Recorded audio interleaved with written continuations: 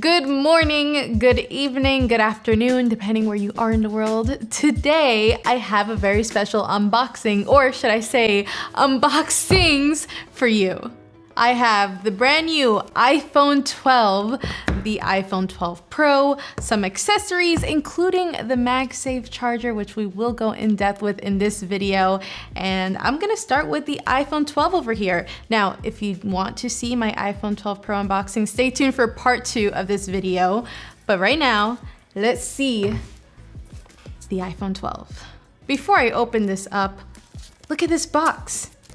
It's so slim and small, which is such a different feeling for iPhone, but I really love it. It feels really neat and clean, and I don't know, it's a very, very refreshing feeling right now. But I'm gonna go for it. I'm gonna open it up. Wow. It's just so different. It makes this unboxing very new feeling. This is the iPhone 12 in white, and I really love this white because it kind of looks like a warm off-white, if you will. I really love this color. The sides have that aluminum, and we will get more into it. Oh, this is new. It's a white paper. It's not clear.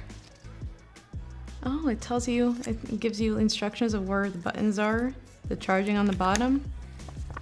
This again is a more squared off design, that iPhone 5-esque feel, and I love it. I really love how clean cut it is. The edges are just good. So many people love that iPhone 5 design and missed it, and I'm so happy they brought it back here in a more 2020 version, of course. And before I powered it on, I'm gonna see what else is in here. So we kind of already know there's not gonna be a whole lot in here, but we do have the USB-C to Lightning cable. Beautiful. Apart from the cable, the only other thing in the box is this cute little paperwork packet. It is a nice little square now. We have our single Apple sticker, the paperwork, and SIM ejector tool. And again, this is Apple cutting down on those materials to be more environmentally friendly, which I really appreciate. Of course, the only downside to this is you will have to get that USB-C brick if you don't have it, because it ships with that USB-C to Lightning cable.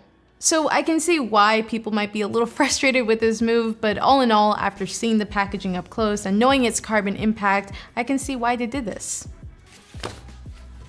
Let's take a look at these babies.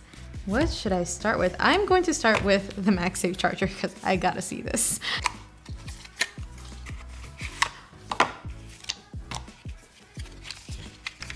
Oh my goodness. This is it. It looks like a mega watch charger. It's so flat and thin, and you just place your phone on there, and it'll charge. Wow. Oh, damn. That's not coming off. I thought maybe it might move and swivel a little bit like the watch does. That's some strong magnets. So what's happening here is the iPhone 12 has magnetic wireless charging, or what Apple is calling MagSafe, which is something that we saw with older MacBooks, and something that I kind of wish they would bring back after seeing this, because this is awesome. Future crystal update here. Let's talk a little more about MagSafe and that MagSafe charger. When I actually powered on the phones, and make sure you have silent mode off for this, you'll hear this beautiful sound. There's a cool little animation as well. Look at that. And it's not just with the charger, it'll do it with the accessories as well, minus that little charge sound. So I really like that. I really like that that charge sound is there. So you know that your phone is not only connected to it, but is charging. And the thing with this will actually charge any wireless charging capable device. I have my 11 Pro Max here. Is charging it. You of course do lose the magnetic connection. It doesn't attach to the phone like the new iPhone lineup does, but it's cool if you do pick this up, anybody in your house that has wireless charging can use it. Now the charging speed is up to 15 watts, so definitely not as fast as wired charging, but it's cool to know that you can use your phone while still charging and leave the port open. Next, let's get to this brick that you might have to purchase now. Good thing is, it is cheaper, only 20 bucks, and it is 2 watts faster, so it's a 20 watt USB-C power adapter. Our nice, clean, but hefty brick. So we're not done with those MagSafe accessories. Next, I have here an iPhone leather wallet with MagSafe. Tim Cook, my guy. We're going environmentally friendly. Why not introduce some vegan leather too? Let's open it up. Pop. Damn, gotta say though, it is pretty clean. Oh man, why you leather though? Oh, this is so fun. Oh my goodness. Pretty magnetic. That's awesome. That's not falling off. My fear with that was that it'll like move around a lot. That's not coming off. Not coming off.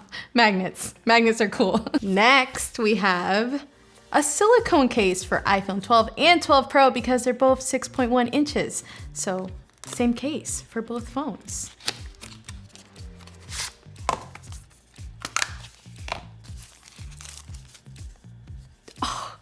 These silicone cases, they're also so boxy. I mean, obviously to fit the phone, but it's just so cool.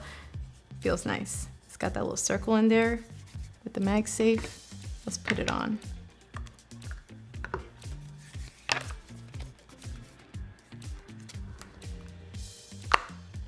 Look how beautiful that looks. That looks really good. Man, I've never been a phone case wallet person, but I like the idea of just being able to, I don't want to do that today, and take it away. And if you want to do that, then put it back on. That's clean. Last up, we also have our MagSafe clear case for iPhone 12 and 12 Pro. Wow, oh, it's got like a little MagSafe, well, I guess that's where the magnet is. Just want to see something. So this will attach, oh, that will attach to that by itself. So the magnet is in there and in there. That's a strong magnet. I love the clicky sounds.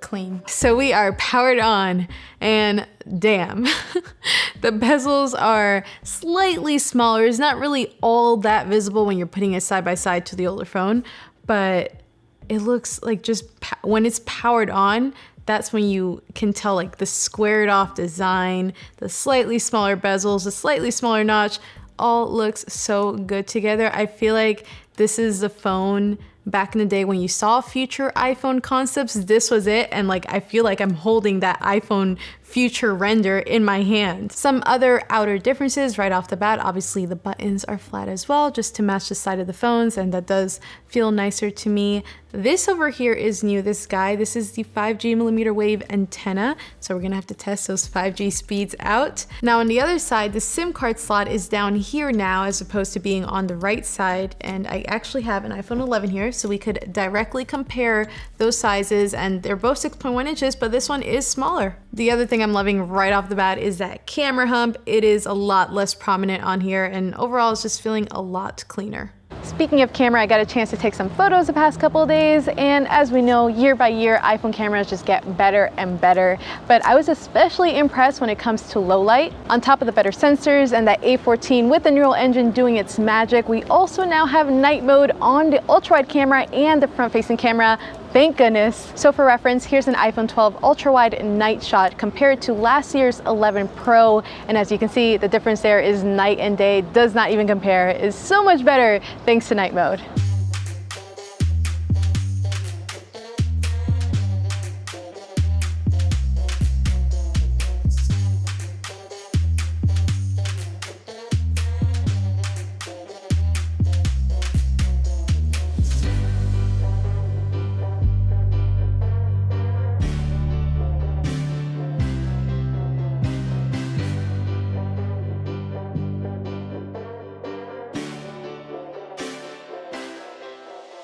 So here's a quick selfie video, 4K front-facing video.